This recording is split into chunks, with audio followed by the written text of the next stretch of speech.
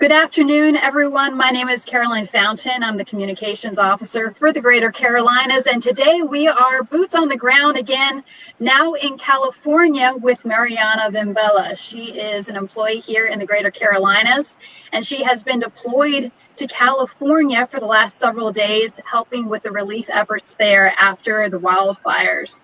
So thank you so much, Mariana, for joining us. Good morning, Caroline. I'm glad to be of help. Very wonderful. So tell me just a snapshot of what you have been up to there on the ground since you arrived. Okay, well, I was deployed to California. I'm in the Napa Valley area to help out with the glass fires. Um, the area that I am helping and part of the community partnership team, external relations, and we've been around Napa County these past few days. Um, Promoting, doing outreach, talking to the community about a specific program. It's called Immediate Assistance that is available for those whose houses have been completely damaged by the wildfires. And we're helping them, guiding them through the application process. We've kind of been hunting them down a bit because so many families have been displaced. And I'm also part of the Latino Engagement Initiative. So one of our special focuses as well is to reach out to the Latino community. I am working on the ground with two teammates in the back. I don't know if you can see them there, but Martha, she is part of the California Latino Engagement Team. She's been deployed for about since September 30th. She was working, helping out at the shelter as well. And then we're also accompanied on the team with Sheila, who's a mental health associate who's been helping us as well. So pretty much traveling around. We've been in areas like Calistoga, St. Helena. We're actually going there today to talk to the pastors in some of the churches there that do have Latino attendees to the church. We've been in areas like Deer Park. Actually, it's interesting. Deer Park is about, right now I'm 35 minutes away from Napa Valley and in a small town called Angwin. And about 10 minutes away from here is an area called Deer Park, California. This is where everyone from Deer Park comes to the supermarket. And Deer Park has been completely devastated. We know of a trailer home area with 13 families that have been displaced because they lost their homes completely. So we were here on Sunday. We were able to talk to 5 different families from the area and sign them up to our immediate assistance program. And yesterday we received a call from someone who found out that we are offering this program from the same area. So we decided to come back and spend a couple of hours here just to make sure that we're able to reach out to these other families. It sounds like you're finding creative ways in order to help people who have been affected there by the wildfires. And what are maybe a couple of stories that you've heard from people that you have helped so far? Perfect. Well, actually, she was just here again this morning. Her name is Floricelda, and she started working about 18 years ago. She lives here in this town, well, in the nearby town of Deer Park. And Deer Park has a hospital, so she started working there and years ago. And then since she cooks, then she started her own business, providing lunch and food, tamales, to everyone at the hospital. Everyone here in town knows her. So she told us, she showed us pictures that she lost everything. And she was really, one of the things that she told us, and many of the people here, is that not only have they lost their homes, but they've also lost their jobs. Many work also at well, as you all know, the vineyards, and they need lots of people to help out in the field. So many people like Floricelda have lost their work. So she told us and showed us pictures of how she's lost all of her utensils for cooking. So she says she needs to start again from scratch like she did before when she first came here.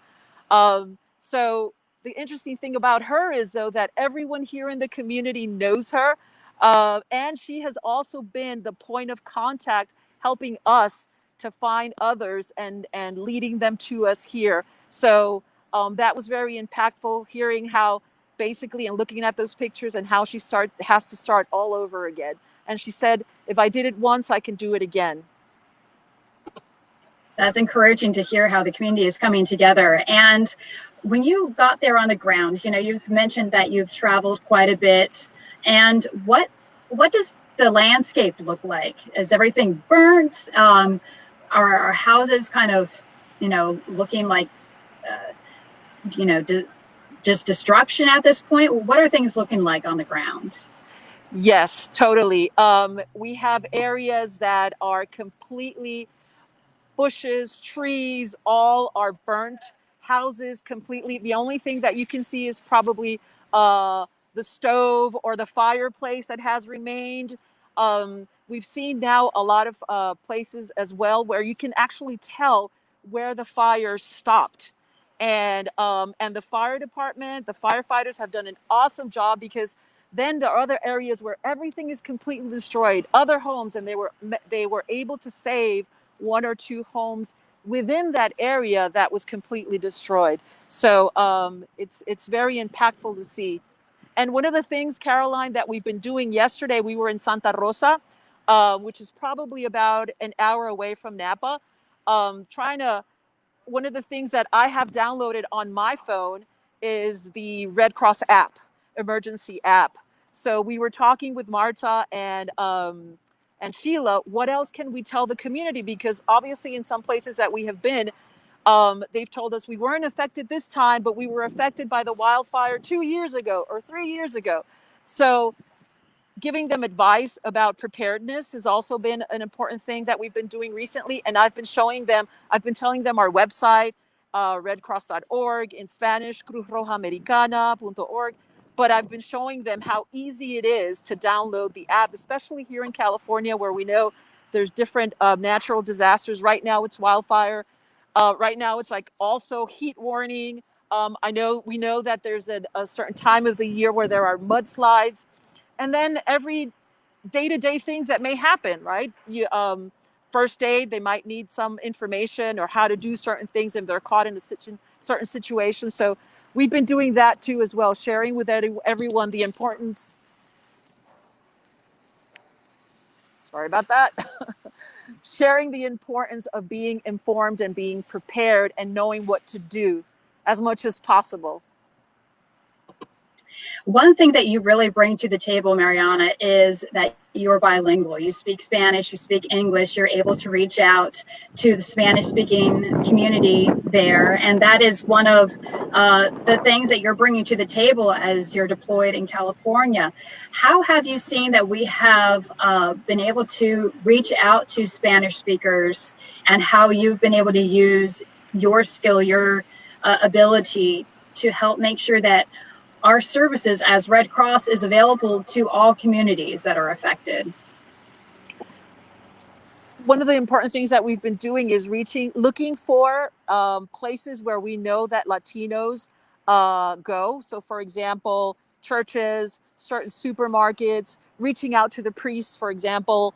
There's this other area about an hour away where I actually called the parish, and the priest returned the call, and he says, send me the information. I'll make sure and talk to everyone about it during Mass. He's bilingual. So kind of touching base with people in the community that are bilingual or Hispanic, or businesses that are not like this one, that are not owned by Hispanics, but a lot of Hispanics come, and telling them that the tools that we have and the resources that we have are in English and in Spanish. We still have a lot to do in terms of Spanish and providing information that's in Spanish. I know, because I'm part of the Latino Resource Group and a few other initiatives from NHQ, that we're working on trainings and other information. But as a team here locally, we've gotten a lot of support from virtual volunteers that have been helping us as well. So that has been the way we've focused recently. And there's also a connection, obviously, when Martha and I are here. People feel a bit more comfortable expressing themselves, showing us pictures, telling us stories. I had the chance to meet someone out of St. Helena. Her name is Berta, and she told me vividly and started crying how scared she was when at midnight she felt the heat coming, and she could actually see from across the road there was a river, and how the flames were coming down towards the road and closer to them. So the good thing is we had mental health assistance, so we were able to help out, and I was translating. So it's very important. This initiative is growing, and I'm excited to be a part of it. It's a learning opportunity. I'm working with a great team, Martha and Sheila here. We've really been all over the place, and we're appreciative of the support that we've gotten from our colleagues here in the Northern California region as well. Mariana, as you wrap up your deployment there in the next probably days or week, what are maybe a couple of takeaways that that you're going to carry with you as you come back to the Charlotte area, as you come back to the Greater Carolinas region? One of the things that why I started volunteering, and now I'm part of the staff of the Red Cross, is because of the mission and the vision of the organization. And I've seen the American Red Cross and their work in other countries, and I'm now taking away that really heart feeling that yes, we are an organization that touches with compassion the lives of everyone, and also the humanity and the impartiality. So that just motivates me to even work harder and support our initiatives all across the board. Thank you so much, Mariana. I truly appreciate your time. Is there anything that you would want to share as a last thought before we wrap up?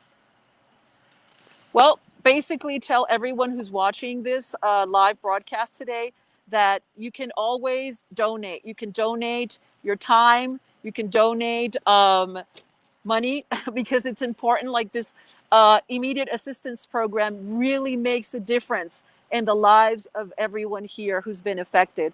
So you can donate your time volunteering, either on the ground, virtually. There's so many opportunities.